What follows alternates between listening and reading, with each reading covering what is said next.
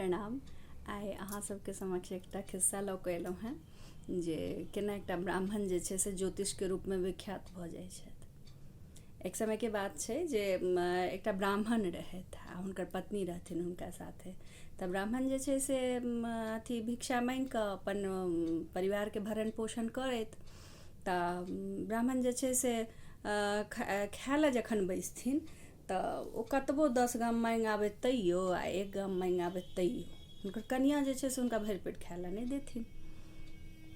तऽ एक दिन ब्राह्मण जे छै से कहलखिन कि जे हमरा आओर सोहारी दिअ। तऽ कहलखिन ब्राह्मणी कहलखिन कि जे यौ से अहाँ कतेक लऽ कऽ अबै छियै जे हम आओर सोहारी दिअ अहाँके, से सभटा खतम भऽ गेलै। तऽ कहलखिन कि जे ये से हम 1 गाम माँगि कऽ लबै छी तैयो आ 2 गाम माँगि कऽ लबै छी तैयो 10 गाम माँगि कऽ लबै छी तैयो अहाँके सब दिन एके बात रहैए। तऽ कहलखिन तऽ हम की करू, से हम कोनो नुका कऽ धऽ लै छी, हम कोनो चोरा कऽ धऽ लै छी, से अथी अहाँ जे लबै छी से हम अहाँके बना कऽ दै छी आ अपना तऽ हमरा पेटो नहि भरैए। असलमे रहथिन ब्राह्मणी रहथिन से पेटाइ रहथिन कनि।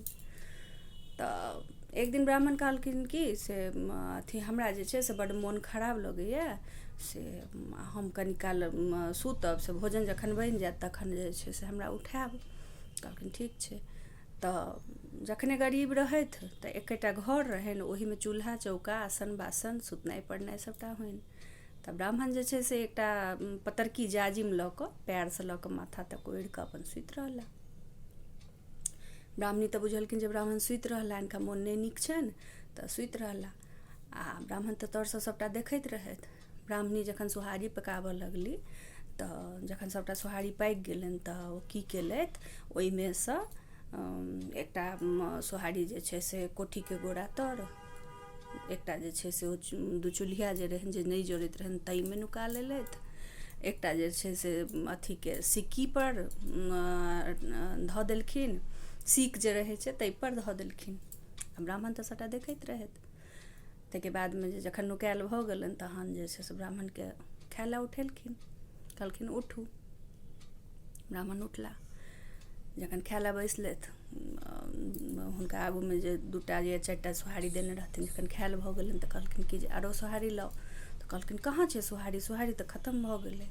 तऽ कहलखिन कि जे ओ कोठीके गोड़ा तरमे जे से लाउ, आनि कऽ देलखिन, खा लेलथि। दोसर जे छै से चूल्ही तर दुचुल्हियामे जे नुकेने छी से लाउ, ओहो अपन लऽ कऽ खा लेलथि। ताहिके बादमे कहलखिन जे सीक पर जे धेने छी से लाउ, ओहो लऽ कऽ खा गेलथि। ब्राह्मणी कहलखिन कि ई तऽ सुतल छलथि, ई केना बुझलखिन जे हाँ हम ई रोटी नुका कऽ हम धेने छी सोहारीके। तऽ कहलखिन कि से यौ से अहाँ केना बुझलियै। तऽ कहलखिन जे हम ज्योतिष पढ़ि कऽ एलहुँ हेँ ने, ज्योतिषीके पढ़ाइ सेहो कऽ रहल छी, से ओहीसँ हम आब बुझि जाइ छियै जे के कतऽ कोन चीज नुकेने छै आ सब चीज हम बुझि जाइ छियै।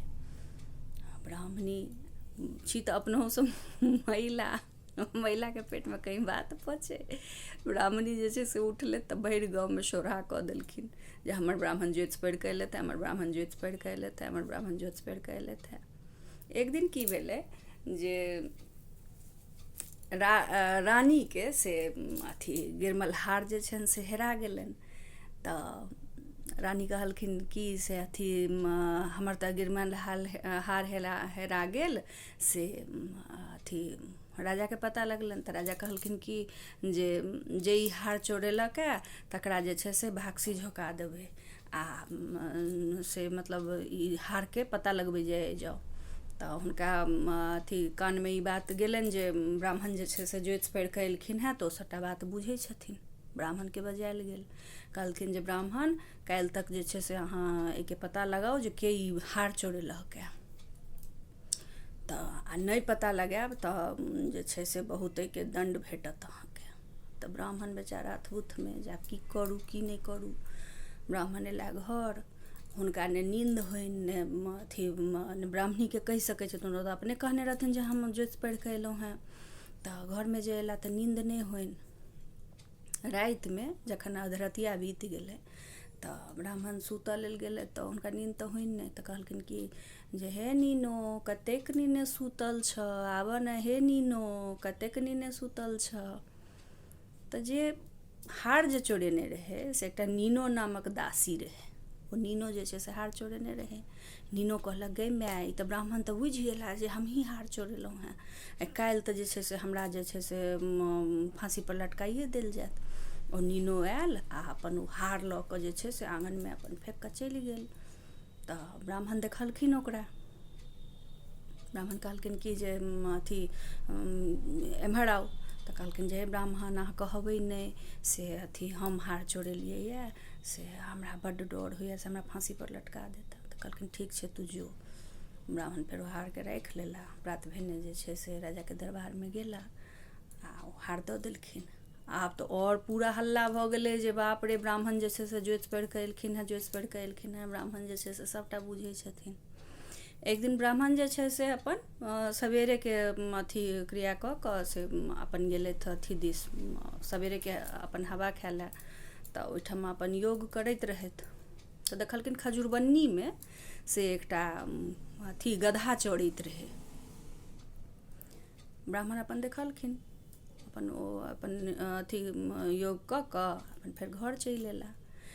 गाँवमे एकटा धोबियाके जे छै से अथी हेरा गेल रहै, धोबीके गदहा हेरा गेल रहनि। तऽ धोबी जे छै से गदहाके लेल पता करैत करैत ब्राह्मण लग अयला। पूरा अपन ताकि केलथि, कतहु नहि भेटलनि। तऽ ब्राह्मण लग अयला जे ब्राह्मण कहू जे कतऽ हमर अथी गदहा हेरा गेलै, से आब अहीँ ओकर पता लगा कऽ दियौ। तऽ ब्राह्मण कहलखिन जो ने से एना एना खजूरबन्नीमे तोहर गदहा चरै छौ, से ओतऽसँ लऽ आ। ओ गेल, ठीके ओकरे गदहा रहै। ओ अपन लऽ कऽ अपन घर आबि गेल। आब तऽ फेर ओहिके बादमे तऽ आओर पूरा हल्ला भऽ गेल।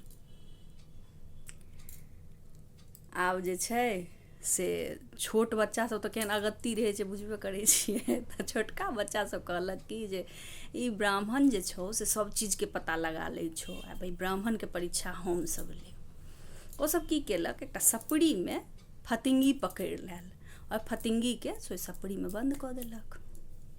गेल ब्राह्मण लग। ब्राह्मणके कहलकनि कि से ब्राह्मण, अहाँ तऽ सभ चीज तऽ पता लगा लै छियै, एहि सपड़ीमे की छै से अहाँ कहू। आ ब्राह्मण बेचारा एकदम हुनकर जी फतिंगा भेल। तऽ ओ कहलखिन ठोक ठोकनतन रोटी बेलनतन, आ जोग करैत देखल गदहा, नीन कहैत जे नीनो अयली, आब जी पड़ल फतिंगा। ओ तऽ कहलखिन जे जी हमर फतिंगी जकाँ भऽ गेल। आ ओ बच्चासभ कहलक वाह, ब्राह्मण बुझि गेलखुन। तऽ एहि तरहसँ ब्राह्मण जे छै से एकटा ब्राह्मण रहैत भरिमे ज्योतिषीके रूपमे विख्यात भऽ गेला। लेकिन एहिसँ अपना सबके इएह सन्देश भेटैए जे ब्राह्मण रहथिन तऽ ओ तऽ बचल चलि गेलखिन, हुनका भगवतीके अपन आशीर्वाद रहनि। लेकिन कखनो झूठ खबर नहि फैलाबी आ झूठसँ बची, सत्यके राह पर रही। सत्य हमेशा जीतै छै।